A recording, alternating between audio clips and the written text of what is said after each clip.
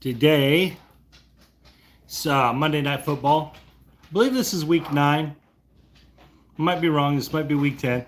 I think it's week 9. We got Tampa Bay going to the Chiefs tonight. This is a terrible, terrible game for Tampa Bay to have right now. It's just a really bad game for them to have to deal with at this moment, with all their injuries, with all just the mess they're in with the receiver room. All their top guys are hurt, and they just can't. They just can't manufacture the same way they could before. Mayfield's still trying his butt off, and I love Mayfield for it. He's fighting through it. He's still heaving the ball up. Yeah, but against this Kansas City defense, it's just going to be disaster, really. They just don't have much of a chance in this one. And it's nothing to do with the quality of Tampa's team. It's the fact that they don't have their pieces. Because I actually think this would have been a much different game if all the Tampa receivers were there. If Evans and Godwin were there, I actually think this game, Tampa might win this game just because they were proficient on offense enough to score 30, right? That's kind of the idea there. If you can score 30 versus the Chiefs, you might, good chance you win. Yeah, there you go. Good chance you win, though. But again, I just don't think they have a chance. I don't think Tampa Bay is going to score very many points in this. When Tampa Bay played against Denver, Denver has a solid defense. It didn't look that way against Baltimore, but Tampa Bay was healthy then, and the Denver defense shut them down. Every time Tampa Bay has come up on a tougher defense, what's up, Googs and Big Kahuna? Every time they've come up on a tougher defense, they've struggled, and that was with their studs. They don't got their big guys now. I don't really want to lay 8.5 with Kansas City either, though, right? Like, that's not something I'm trying to get behind, is the team that doesn't like to cover spreads most of the time. They just want to win. You know, they don't care if the other team, they're up 10 and the other team scores. Like, that doesn't bother them. So that 8.5 is just too scary in this one, I think. If you're teasing it down to 2.5, that makes a ton of sense. I think that's the best play here, is a Kansas City teaser to 2.5 with the under. It's going to take it to 51.5.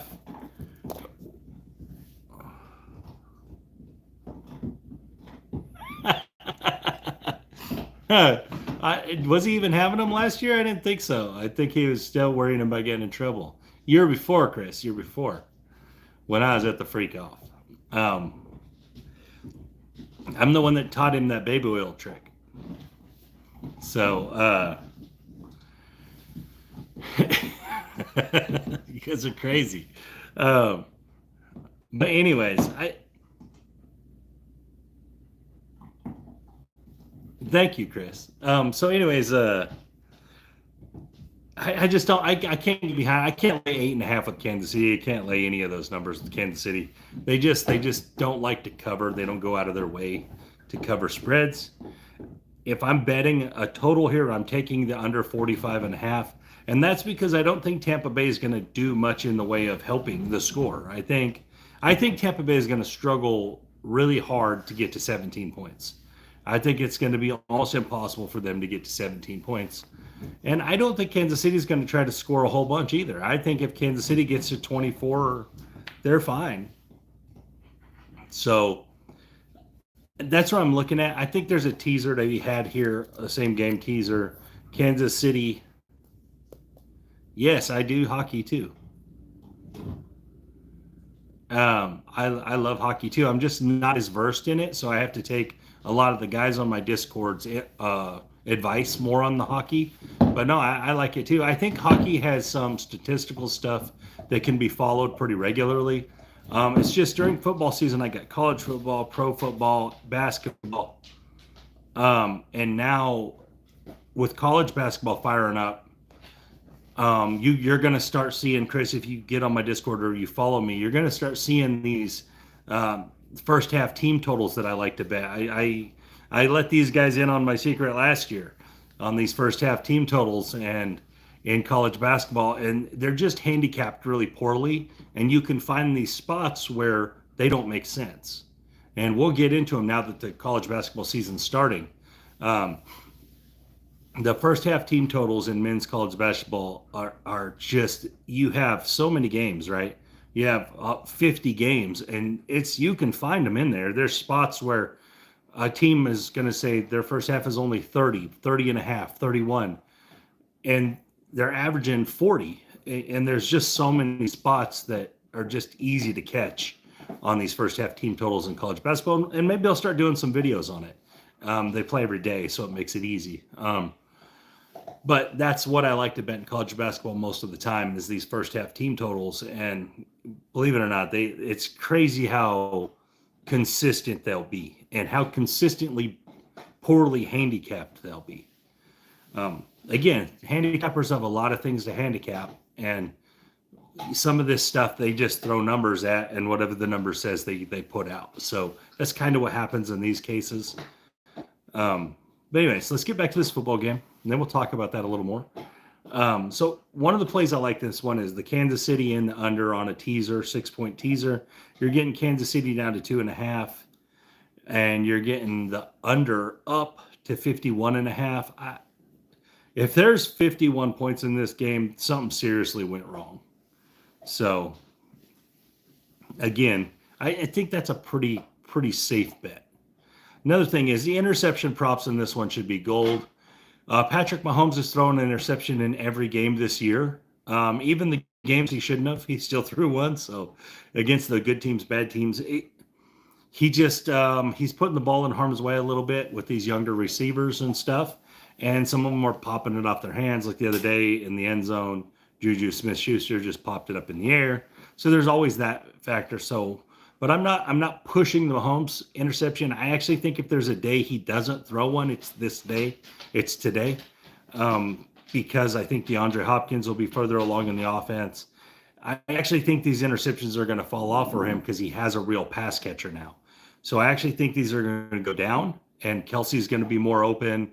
I actually think the Chiefs offense is about to turn a major corner, because if you just took these weapons right now without Hollywood Brown or Rashee Rice or Juju Smith-Schuster, if you just took them out of the equation, you said the Kansas City Chiefs had Worthy, DeAndre Hopkins, and Travis Kelce, you'd be like, wow, that's going to be a really great passing offense, because it should be, right? That's a possession receiver, a deep threat, and a really great tight end.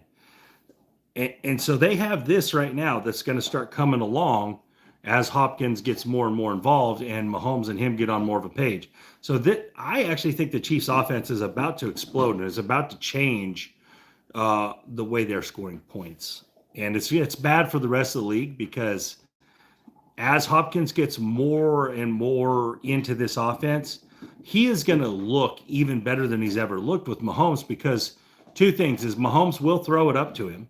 And the other thing is because Mahomes knows how to play quarterback and knows how to move the coverages around, Hopkins is going to have a lot of one-on-one stuff. And with Kelce there, it's going to be a mess for every team trying to defend these guys as Hopkins gets more into the offense. So I actually think these point totals for the Chiefs are going to go up. Their efficiency offense will go way up. It's actually really bad for the league. It's actually spelling an undefeated season, if you want to believe that. I really think their only real obstacles left are a Houston game that could be tricky, but all their receivers are hurt, so probably not. A Buffalo game that will be tricky, and potentially a Pittsburgh game later in the year that might be an issue. But still, the Chiefs should be the best team in all of those. Charlie, my dog is chewing on his bone. He has one of them big old huge bones. We got it from the P. Diddy party. But anyways, let's move on. So let's talk about, so I like the Mayfield interception. So Mayfield in the last 3 games has thrown at least 2 interceptions. So, and against the Kansas City Chiefs defense, which is probably the best defense in the league overall, as far as how they play. They don't necessarily blow you off the map statistically, but the way they play is probably the best in the league. I like taking Mayfield here for 2 units to throw a pick. He's at 165, so the 2 units are going to get you, over a unit return. But he's down his 2 best receivers against a Kansas City team. They're going to be throwing the ball a lot. There's just no way, I don't think, unless he gets hurt. This is the one tricky one with this one. He could get hurt and be out. But if he's in for the game, he throws at least 2 picks in this game. So, also, sticking with Mayfield, I like Mayfield over 15.5 rushing yards. Kind of for the same reasons. He doesn't have all the receivers there. He's going to be running for his life a lot. Kansas City also picked up a pass rusher.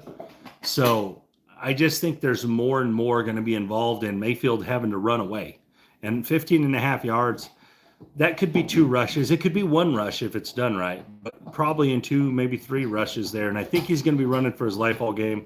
So I actually like that one a lot. Mayfield over 15.5 rushing yards. Now, let's get to some of the Chiefs players. So I looked at Mahomes' too, but I'm worried that Mahomes will never run the ball in this game. I'm worried that he'll just sit back there and throw the football, and they're going to be playing from a lead. So I got a little worried about Mahomes' rushing yards, but I did like it as well. Charlie, quit. Sorry, he's getting loud with that damn bone. Had to put his butt outside. He's a big old border collie mix, he looks like, but he's actually a Burmese mountain dog.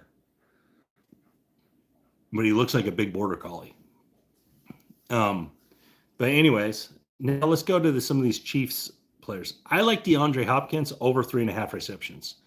The first week he was there with like a week of practice, I think he had 4 targets and 2 catches, and Mahomes missed him on kind of like a fade route that was in the middle of the field. Kind of threw it over his head. I think we see a lot more possession stuff from him, a lot more of what Juju Smith-Schuster did, dragging over the middle. And we see Worthy play more on the outside and run the longer routes. And I think DeAndre Hopkins works the middle. And I think that's how they're going to build this offense with Kelce. And I think they do a lot of option stuff off each other. And I think he easily gets to 4 catches tonight. I'll be honest. I'll be surprised if they don't get this by the half. I think they're going to do things to work him into these games. And I bet Andy Reid has drawn up a bunch of plays that are directly to him now. Some just over the middle stuff, the out stuff, some of these fades, the high point stuff. Charlie. I just think he gets to 4 catches pretty quickly. Then I like Travis Kelce over 61.5 receiving yards. And for all the same reasons I've been talking about with DeAndre Hopkins there, they're not going to be able to roll that coverage over Kelce all the time. Now they're going to have to put some on Hopkins here and there. And Kelce, to get 61 yards for Kelce isn't all that big of a deal, right? He's going to catch the ball 7 times. So as long as he gets like 8 yards, 9 yards, and he'll have one big one. He always has one 30-yarder, 25-yarder.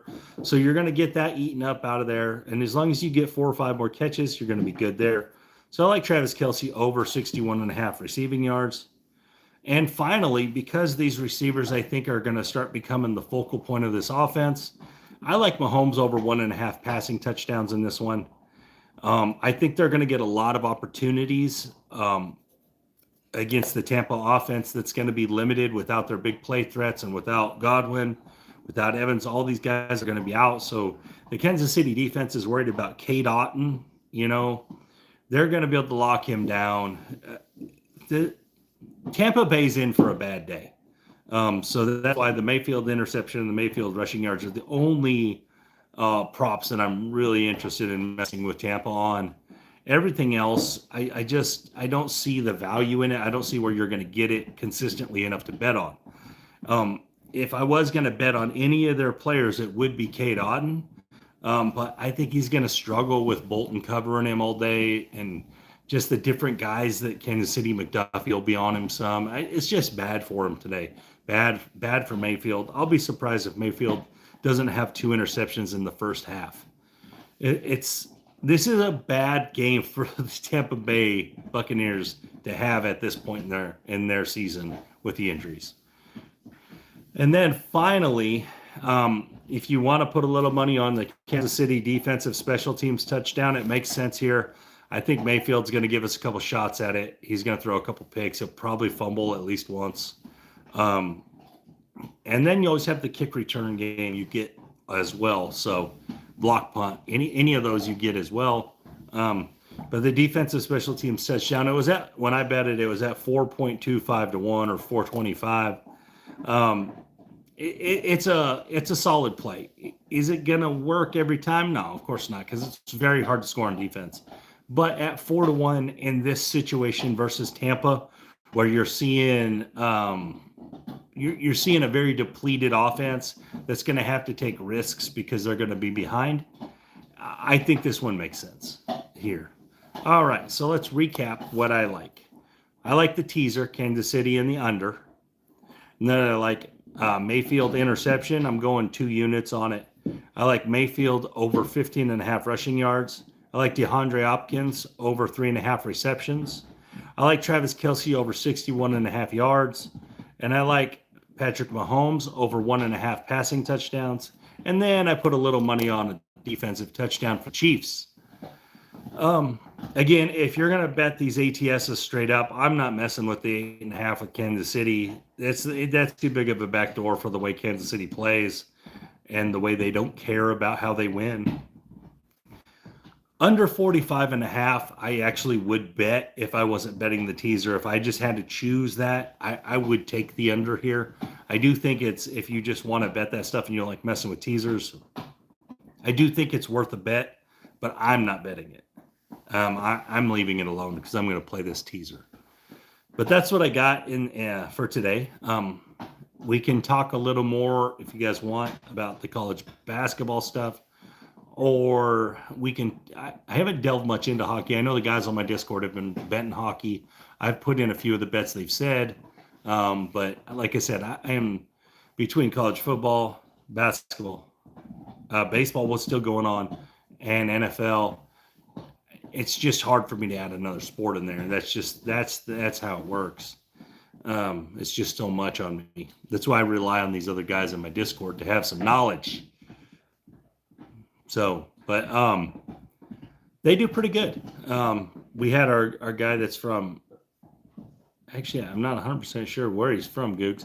Where's Dabrici from? He's from Holland or Newfoundland or something.